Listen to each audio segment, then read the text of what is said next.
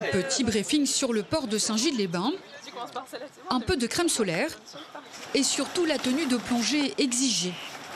À première vue, cette sortie bateau ressemble à toutes les autres.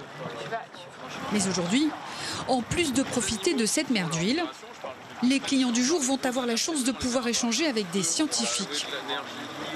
À bord, ils sont là pour les guider dans l'observation de la mégafaune marine, autrement dit, des mammifères marins, des requins et des oiseaux. Regardez s'il n'en reste pas sur la bouée là. J'ai l'impression qu'il y en a sur la bouée encore. Il y en a un qui nage au ras là, qui vole au ras. Ensemble, ils vont relever un maximum d'informations scientifiques. Vous pouvez me dire ce que vous avez fait là? Là, on a noté les coordonnées GPS des nodibrins, les oiseaux marins qu'on a vus au loin, et on a observé leur comportement. Cette sortie bateau pas comme les autres fait partie de ce qu'on appelle les sciences participatives et citoyennes. Une façon de rendre chaque sortie en mer utile.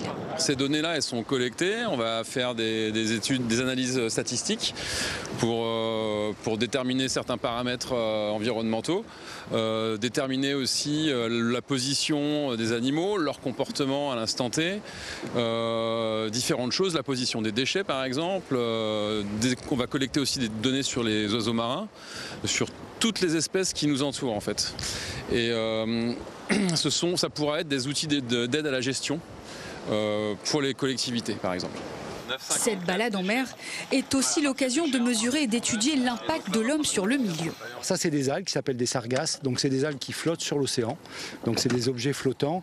Et la question dessus, c'est aujourd'hui, soit elles viennent océaniquement, elles se promènent, soit elles arrivent d'autres endroits.